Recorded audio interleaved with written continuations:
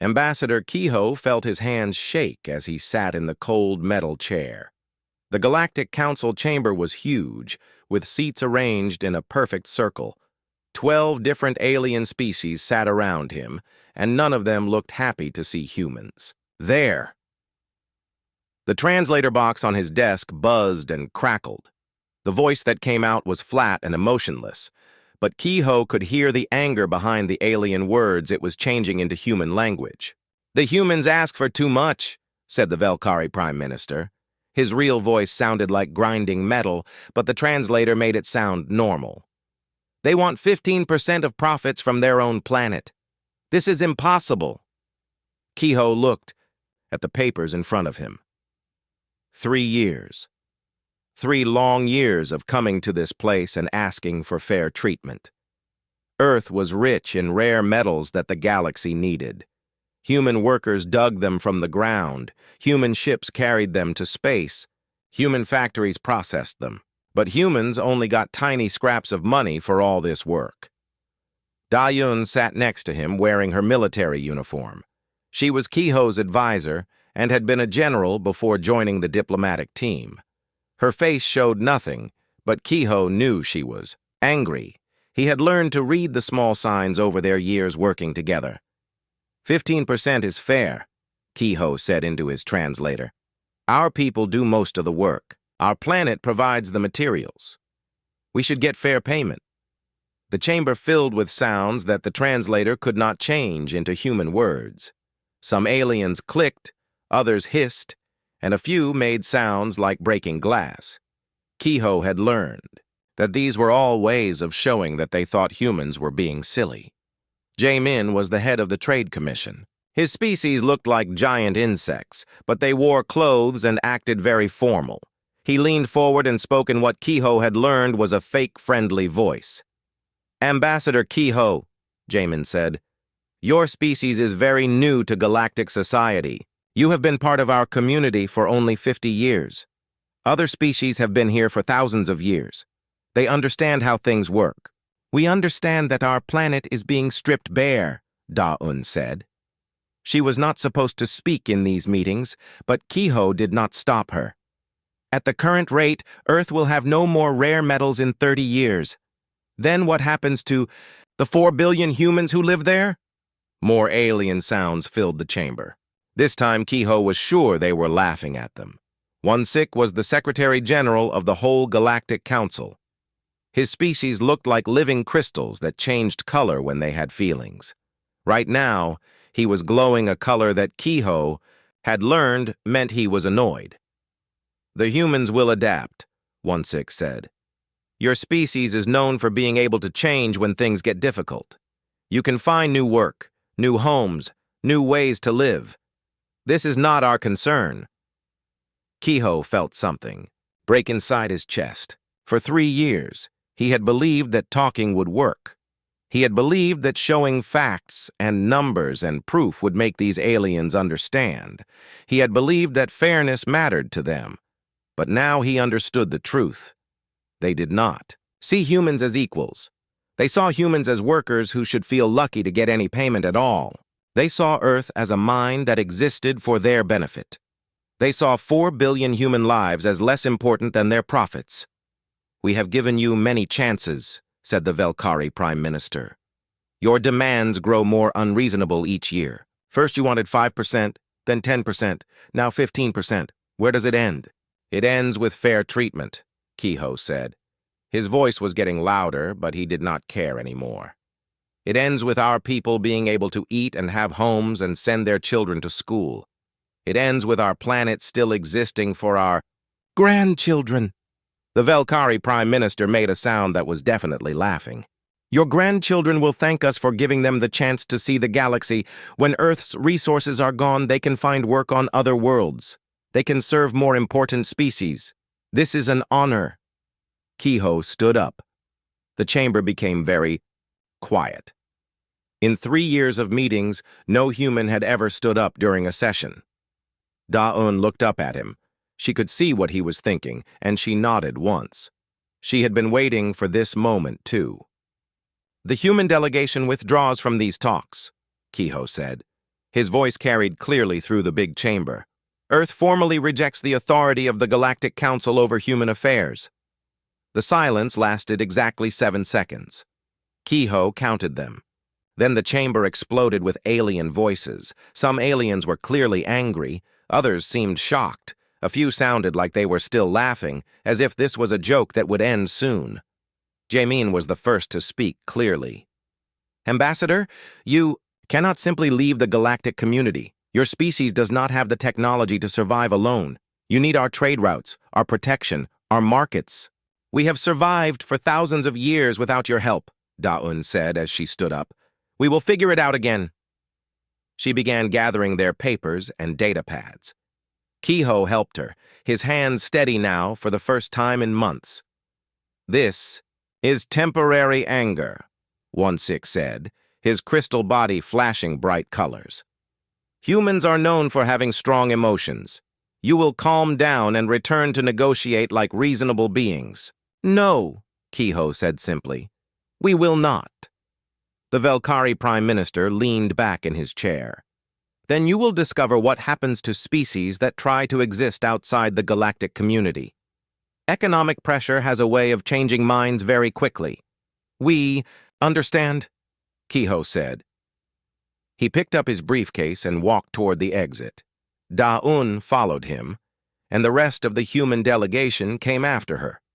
As they reached the door, Kehoe turned back to look at the chamber one last time. 12 species were watching them leave. Some looked angry, some looked confused, and some still looked like they were laughing. "All human personnel will be evacuated from Council space within 72 hours, Da-Un announced. "We thank you for the education in how galactic politics really works." The door closed behind them with a soft hiss. In the hallway outside, Kehoe felt like he could breathe again for the first time in 3 years. The air recyclers in the council building had always smelled wrong to him, like metal and chemicals. Now he was looking forward to breathing real air again. "Do you think we made the right choice?" he asked Da-Un as they walked toward their shuttle. "I think we made the only choice," she replied. "The question is what we do next."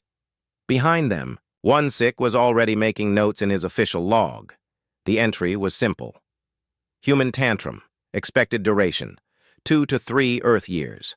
Recommend standard economic pressure until compliance is achieved. He had no way of knowing that he had just witnessed the last time any human would ask the Galactic Council for anything. Sora stared at her computer screen and felt her feathers stand up with worry. She was the head of intelligence for the Galactic Council, and what she was seeing made no sense at all. 6 months had passed since the humans walked out of the council chamber. 6 months since they had thrown their angry tantrum and stormed off like children. Everyone expected them to come crawling back within a few weeks, begging to return to the talks. But there had been nothing. Complete silence. "Show me the communication logs again," Sora said to her assistant. The screen filled with data. Before the humans left, Earth sent thousands of messages every day. Trade requests, diplomatic notes, scientific data, entertainment, broadcasts. The normal chatter of a busy world that was part of galactic society. Now there was nothing. 0 messages, 0 calls for help, 0 attempts to contact anyone in council space. "What about their emergency beacons?" Sora asked. "Silent," her assistant replied. "Every human ship, every human station, every human colony. All emergency systems have been turned off." This was very strange. Species always kept their emergency systems running, even during wars. It was basic safety. If something went wrong, asteroid impact, reactor failure, alien attack, the emergency beacons would call for help automatically, but the humans had turned them all off. Every single one. Sora opened another file on her computer. The shipping reports were even more confusing. Before leaving the council, Earth had been a major exporter. Human coffee was a luxury item that sold for huge amounts of money on dozens of worlds. Human medicines helped extend life for many alien species. Human art and music were popular across the galaxy. All of that had stopped. Not reduced, completely stopped. Every single human export had vanished from galactic markets, but the shipping data showed something that made Sora's head hurt. Traffic between Earth and human colonies had increased by 400%. Massive cargo ships were moving between human worlds constantly, carrying loads that the sensors could not identify. "What are they shipping?" Sora muttered to herself. Her assistant heard her. "We tried to scan the cargo ships, but the humans have upgraded their shielding. Our sensors cannot see inside their ships anymore." This was also strange. Human technology had always been basic compared to Council standards. Their ships were slow, their weapons were weak, their computers were simple. How had they improved? Their shielding so much in just 6 months?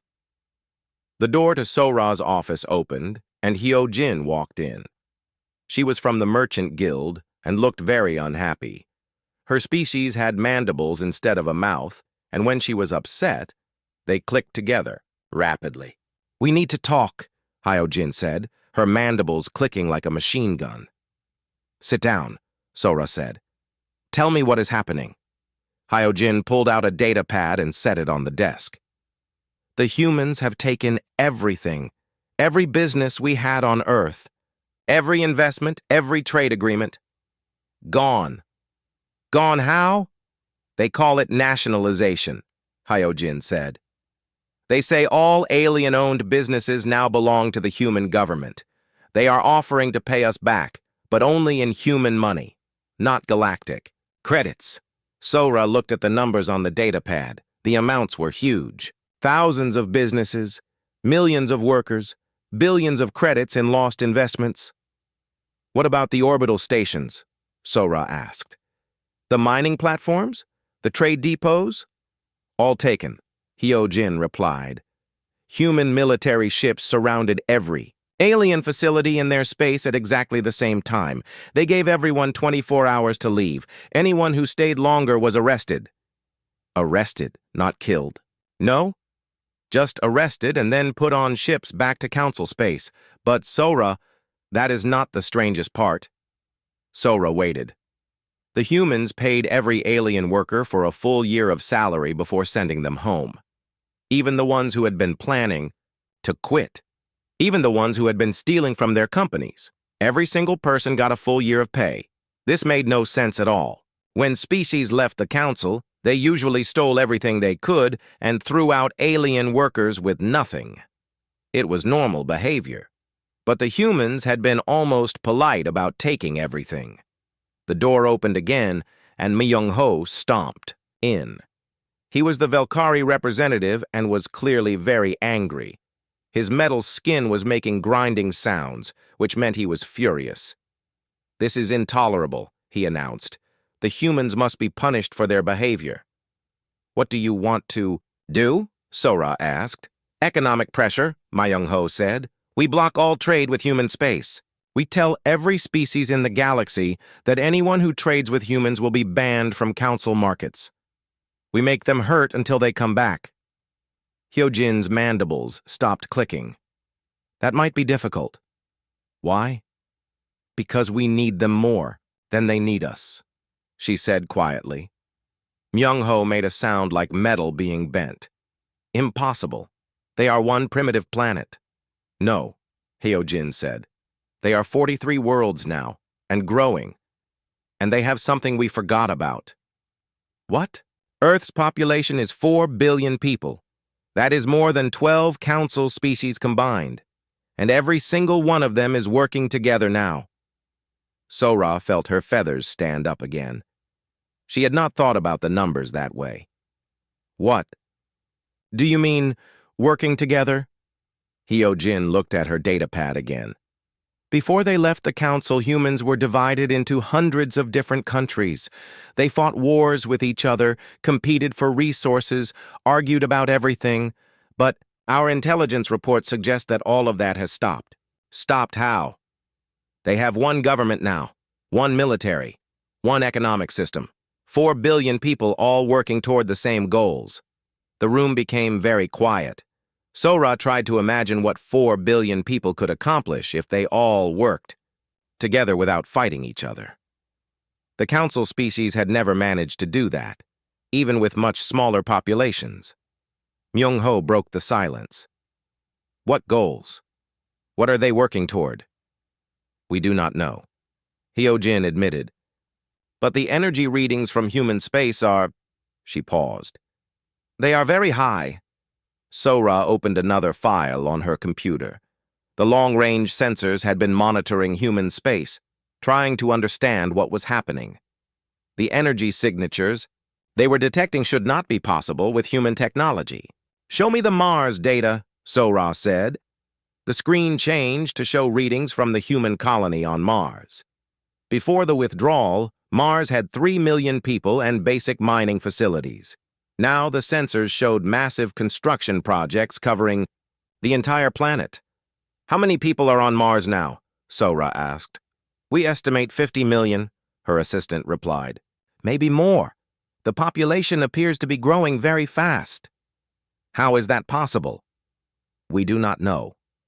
Either they are moving people there very quickly, or they are growing their population through methods we do not understand. Myung-ho looked at the data and his metal skin made worried grinding sounds. What kind of construction projects? Industrial facilities. Very large ones. The energy output suggests they are manufacturing something, but we cannot determine what. Sora closed the file and looked at her two visitors. I think we need to recommend a full intelligence mission. We need to know what the humans are doing. The council will not approve spying on the humans, Myung-ho said.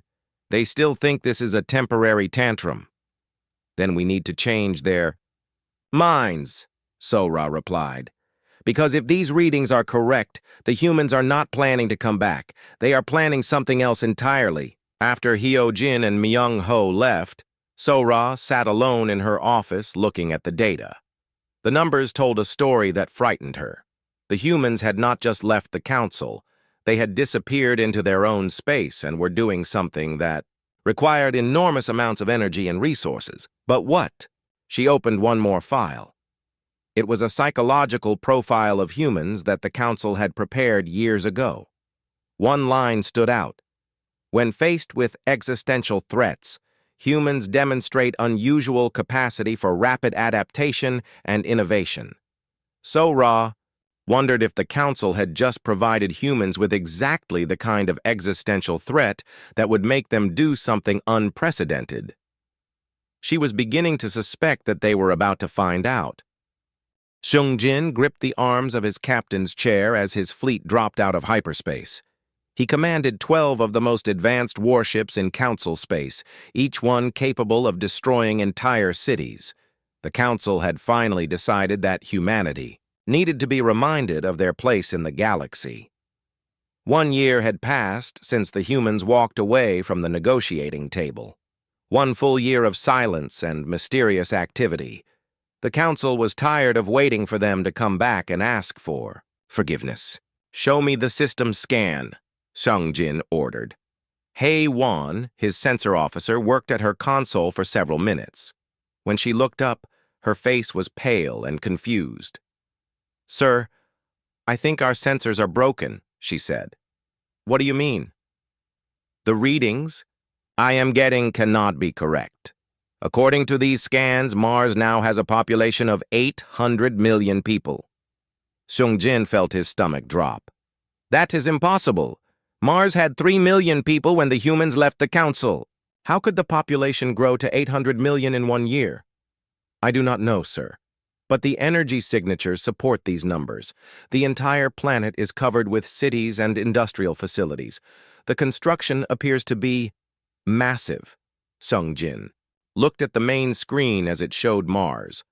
Where he expected to see a red desert planet with a few small settlements, he saw something that made his head spin. Huge cities covered the surface, connected by transport lines that glowed with energy. Orbital rings surrounded the planet, supporting industrial complexes that were larger than anything he had ever seen. What about Earth? He asked. Hae-won worked at her console again. Sir, Earth appears to be... I am not sure how to describe this. The energy output from the planet is equivalent to a small star.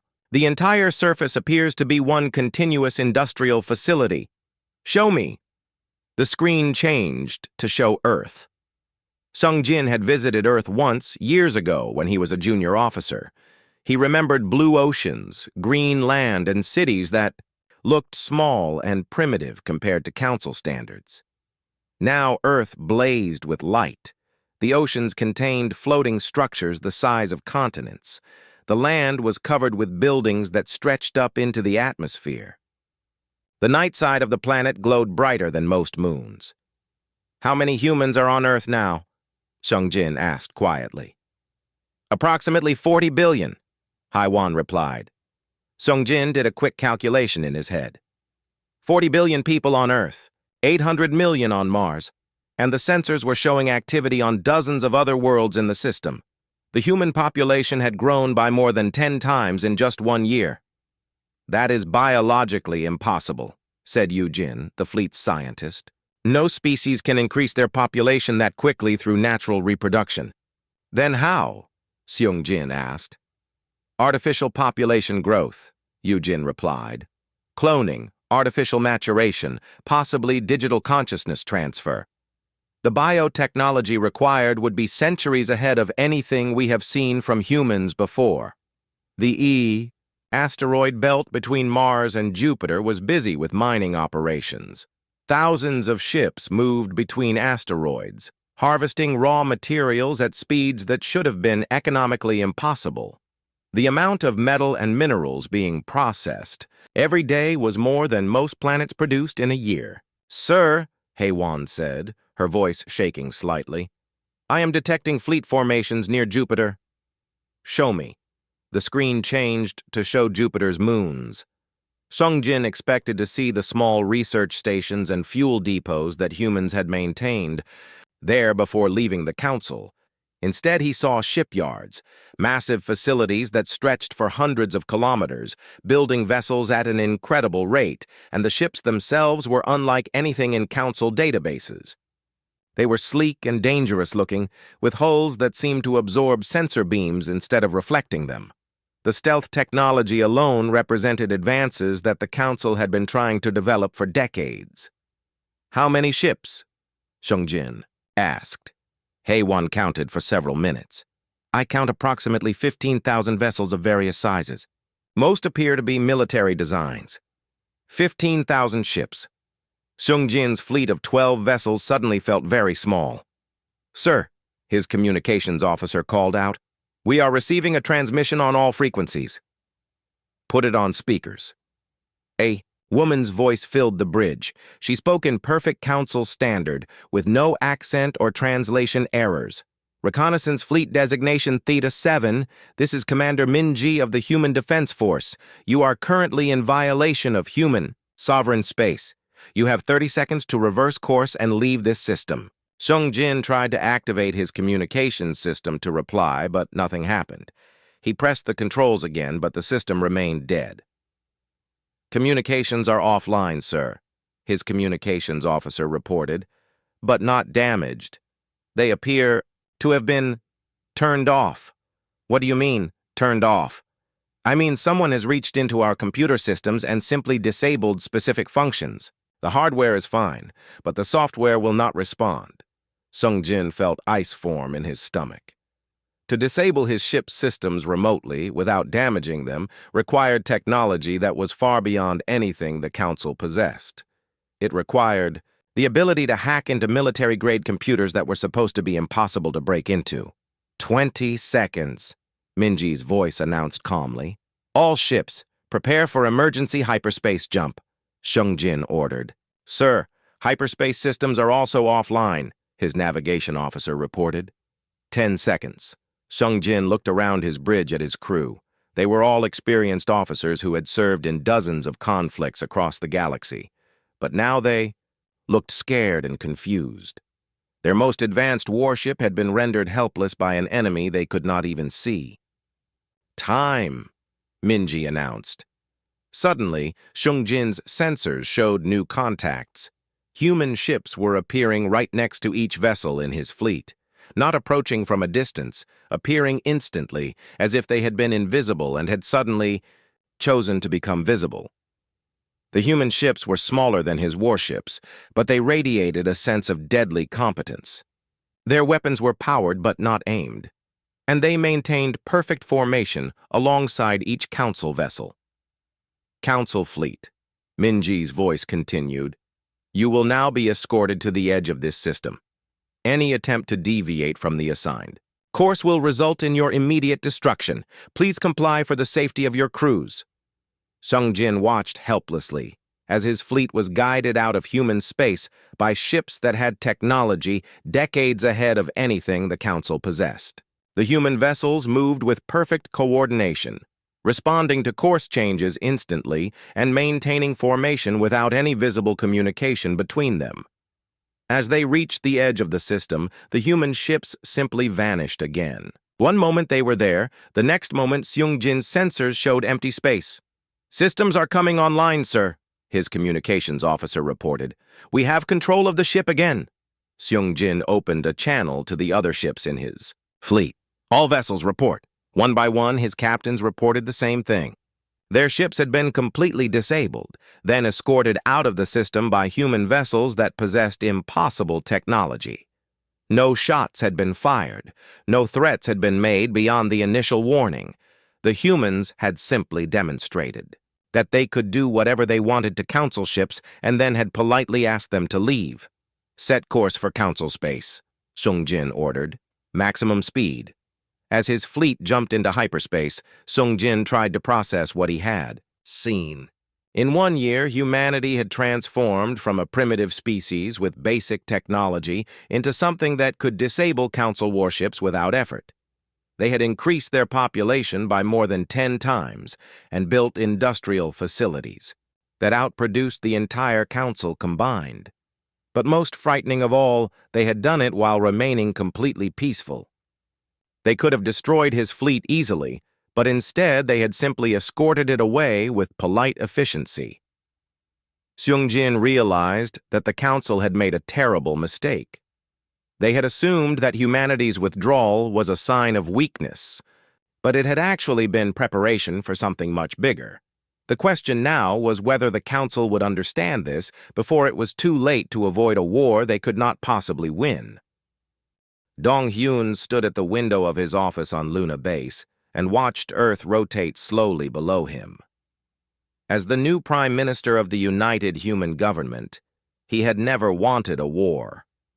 But the Galactic Council had made their intentions clear, and now humanity had no choice but to respond. The first attacks had started 3 months after the reconnaissance fleet returned to Council space. Economic warfare, they called it. The Council had pressured every neutral species to stop trading with humans. They had frozen all human assets in Council banks. They had declared human space to be a quarantine zone and threatened to destroy any ship that entered or left it.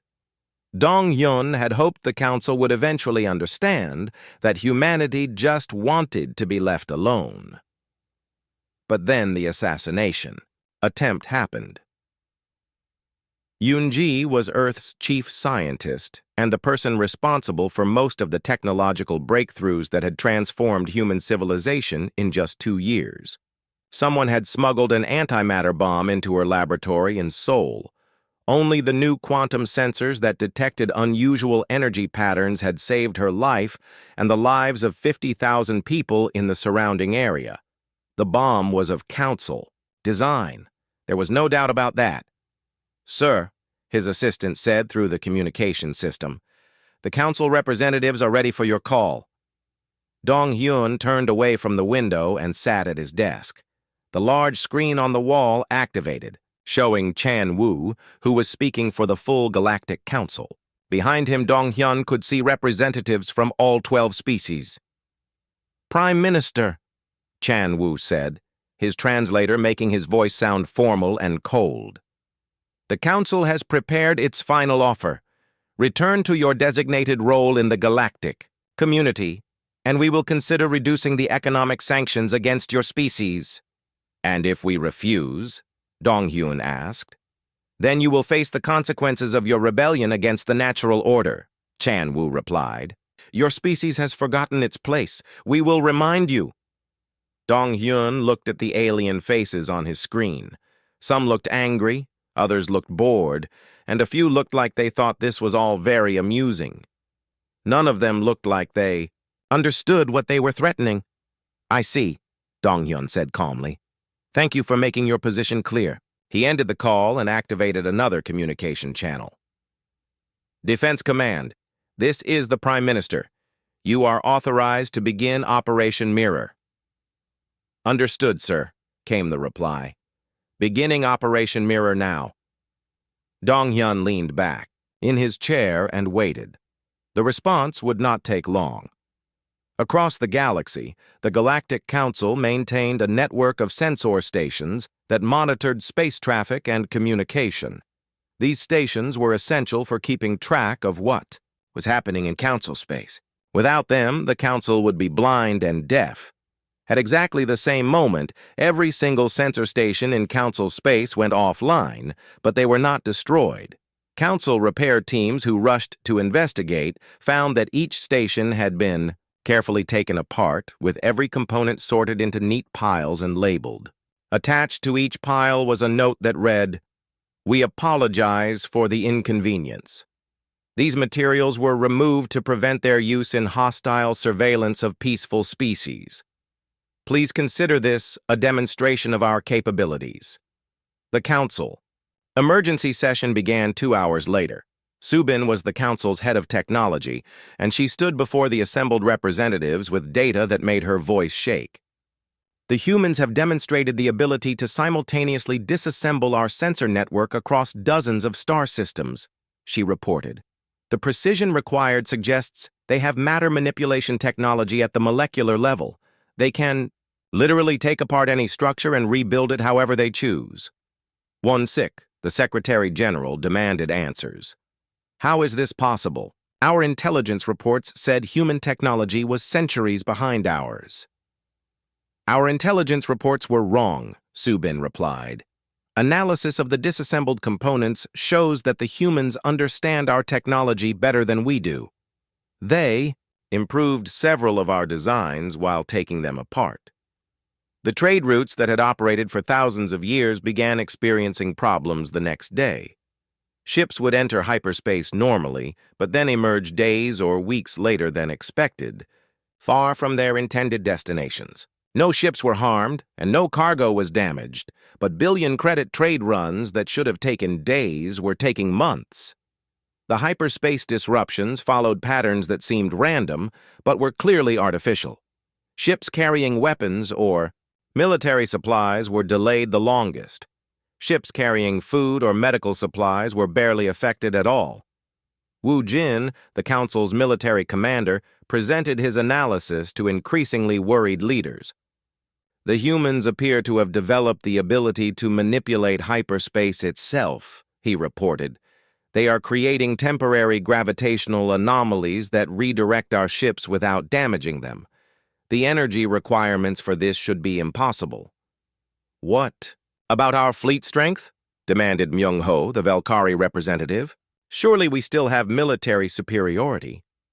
Wu Jin looked uncomfortable. Our latest intelligence estimates suggest that human industrial capacity now exceeds our combined output by factors of 10 to 1. They are producing ships, weapons, and equipment at rates we cannot match. How many ships do they have now?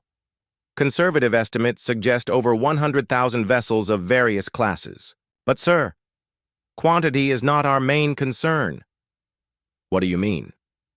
Their technology has advanced beyond anything we understand.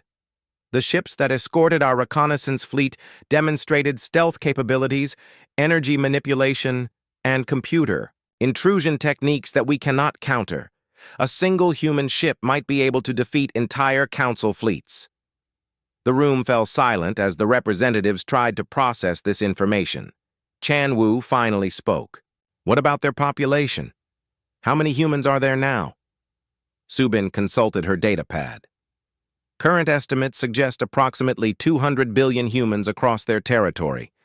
They have colonized over 300 worlds in the past 2 years. 200 billion? Wan-Six's crystal body flashed bright colors of shock. That is more than our entire combined population. Yes, sir, and growing rapidly. They appear to have solved the problems of aging, disease, and resource scarcity. Their expansion rate is accelerating. Myung-Ho stood up, his metal skin making grinding sounds of anger. This is impossible. 2 years ago, they were begging us for scraps from their own planet. How could they advance so quickly? I believe I can answer that, said a new voice from the back of the chamber. Everyone turned to see Tae-hyun, the council's chief scientific advisor. He rarely spoke in these meetings, preferring to work in his laboratory. Humans have a unique characteristic that we failed to account for, Tae-hyun said. When faced with existential threats, they do not just adapt, they transform completely. Every challenge makes them stronger, faster, and more innovative. Explain, Wan-Six demanded. We gave them exactly what they needed to unite their entire species, Tae-hyun replied. For thousands of years, humans fought among themselves and wasted their potential on internal conflicts. But when we threatened their survival, they stopped fighting each other and started working together. He activated a holographic display that showed human space. 200 billion humans, all working toward the same goals with no internal conflicts to slow them down. They have achieved what we consider impossible because they have something we have never possessed: complete unity of purpose. Tyas. Chamber remained silent as the representatives stared at the display showing human territory. It had grown to encompass nearly a quarter of the galaxy. Sir, Subin said quietly, there is one more thing. Our deep space monitors have detected human scout ships in previously unexplored regions of the galaxy. They appear to be mapping systems far beyond any known civilization. What does that mean? Wan-Six asked. It means they are no longer just defending themselves, Tae-hyun replied. They are expanding beyond anything we thought possible. In 2 years, they have become the dominant species in the galaxy. Chan-Woo looked around the chamber at his fellow representatives. What do we do now? Before anyone could answer, alarms began sounding throughout the council building. A junior officer ran into the chamber. Sir, we are receiving reports from across council space. Human fleets have appeared in orbit around every council homeworld simultaneously. They are requesting immediate surrender. The war, it seemed, was about to begin. Hyun-Soo stared at his battle displays and tried to understand what he was seeing. As commander of the council's greatest battle fleet, he had faced enemies across the galaxy for 30 years. But nothing had prepared him for this. His fleet contained 12,000 ships, the combined military might of all 12 council species. Every vessel was equipped with weapons that could crack moons and shields that could deflect the energy of a star. They represented centuries of technological advancement and military tradition. Across from them, hanging in space near the vegan colonies, was a human fleet of exactly 47 ships. Sir, his sensor officer reported, the human vessels are not even raising their shields. Hyun-Soo looked at the tactical display. The human ships sat motionless in perfect formation, making no aggressive moves. They had not powered weapons, activated defenses, or called for reinforcements. They simply waited. Open communications, Hyun-Soo ordered. Channel open, sir. Human fleet. This is Commander Hyun-Soo of the Galactic Council Defense Force. You are vastly outnumbered and outgunned. Surrender now and your crews will be treated according to galactic law. The reply came immediately from a calm female voice. Commander Hyun-Soo, this is Admiral Bo-Ra of the Human Defense Force. You have entered this system with hostile intent against peaceful colonies. We ask that you withdraw immediately. We have 12,000 ships, Hyun-Soo said. You have 47. Do you understand mathematics? We understand many things, Bo-Ra replied. including the fact that this engagement will last exactly 18 minutes. We strongly recommend that you reconsider your position." Hyun-soo felt anger rise in his chest. The arrogance of these humans was incredible. "All ships, prepare for battle. Show these mammals what happens when they threaten the council." "Acknowledged," came the replies from his fleet commanders. The battle began when Hyun-soo's flagship fired the first shot. A beam of concentrated energy that could destroy a city struck the lead human ship directly. The beam simply vanished, absorbed by the hull without creating even a scorch mark. Then every weapon in the Council fleet opened fire at once. Thousands of energy beams, missile swarms, and plasma bolts converged on the 47 human ships. The space between the fleets lit up like a small sun from the intensity of the attack. When the light faded, the human ships remained exactly where they had been. Not one showed any sign of damage. "Sir," his weapons officer said in a shaking voice, "our weapons appear to have no effect." Before Hyun-soo could respond, his ship's systems began shutting down. Not damaged, simply turned off one by one. First the weapons went offline, then the shields, then the engines. His communications still worked, but everything else became dead metal. Around him, he could see the same thing happening to every ship in his fleet. 12,000 vessels, each representing the peak of Council military technology, were being disabled simultaneously without a single shot being fired in return. "Sir," his communications officer reported, "we are receiving a transmission on all frequencies." "Put it through." Bo-Ra's voice filled the bridge of every ship in the Council fleet. "Council personnel, your weapons have been disabled for your own safety. Your life support systems are functioning normally, and you are in no danger. However, your ability to cause harm has been removed." Hyun-soo looked around his bridge at his crew. These were experienced officers who had fought in dozens of battles, but now they looked terrified and confused. Their most advanced warships had been rendered helpless by an enemy they still could not understand. "How?" he whispered. As if she had heard him, Bo-Ra continued speaking. "Your computer systems have been isolated and modified to prevent hostile actions. Your crews remain unharmed, but your vessels are no longer capable of violence. Medical facilities and return transportation are being prepared." On his tactical display, Hyun-soo watched as massive human ships appeared throughout his fleet. They had not been there moments before. They simply materialized next to his disabled vessels, like ghosts, becoming solid. The human ships were enormous, easily 10 times the size of his largest battleships. But they moved with impossible grace, positioning themselves perfectly to assist the disabled Council vessels. "Council fleet," Bo-Ra announced. "You are not prisoners of war. You are refugees from a failed political system. We will provide medical care for any injured personnel, food and water for your crews, and safe transportation back to your homeworlds." Hyun-soo activated his personal communicator. "Admiral Bo-Ra, I do not understand. Why are you not destroying us? We came here to attack your colonies." "Because destroying you would serve no purpose," Bo-Ra replied. "Your people are not evil. They are simply following orders from leaders who do not understand the new reality. We prefer to demonstrate that reality rather than create more suffering."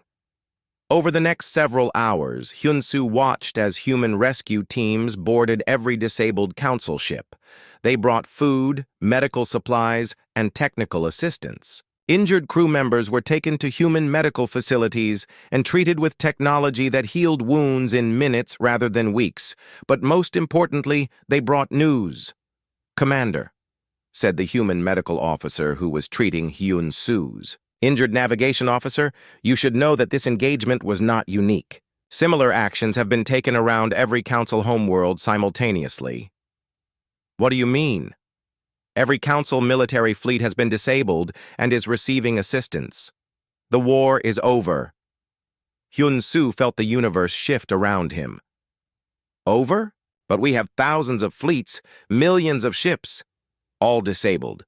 the human officer replied gently. All crews safe, all personnel being cared for, but the Council's ability to wage war has been permanently removed. 3 days later, Hyun-soo found himself on a transport ship heading back to his homeworld. Around him sat thousands of council officers and crew members, all being returned safely to their families. The human transport crews were polite and helpful, treating their former enemies with the same care they would show their own people. Il-sung stood before the emergency assembly of council representatives on the neutral station of Kepler 442. He had once been a junior diplomat in the human embassy, but now he spoke with the authority of the most powerful military force in the galaxy. The Galactic Council is dissolved, he announced calmly. Your military forces have been disabled, but your people remain free.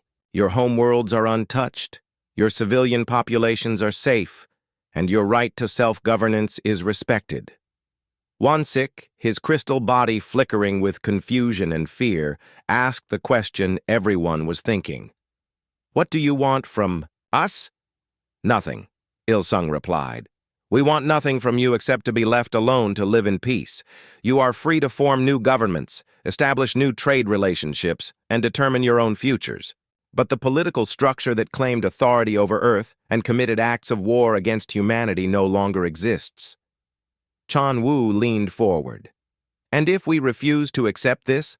If we rebuild our fleets and come after you again? Il-sung looked at him with something that might have been pity. Then we will disable your fleets again as many times as necessary until you understand that violence is no longer an option. But we will never harm your people, because that would make us no better than what you were. The transition happened faster than anyone expected. Species that had been under council authority for thousands of years suddenly found themselves free to make their own choices. Most discovered that they preferred self-determination to being ruled by a distant bureaucracy. Trade relationships formed naturally between species that had common interests. Defensive alliances developed between neighbors who wanted to protect themselves.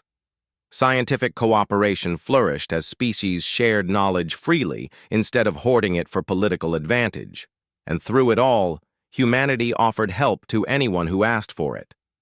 They shared their advanced technology freely, provided medical assistance during emergencies, and protected smaller species from those who might try to exploit them. Sun Young often reflected on the irony of it all. As Earth's Secretary of Galactic Affairs, she managed relationships with hundreds of species across the galaxy.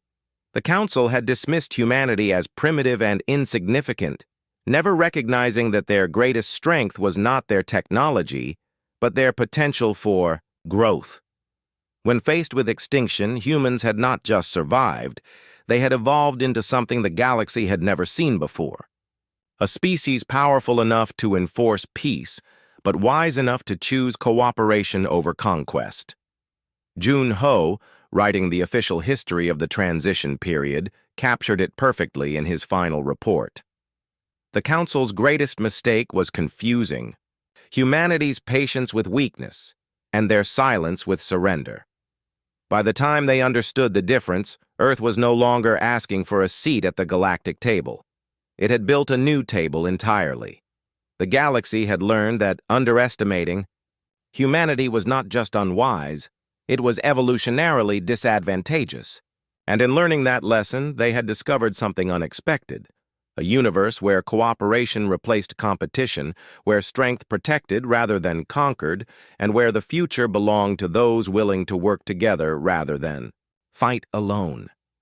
The age of the Galactic Council was over. The age of true galactic civilization had begun.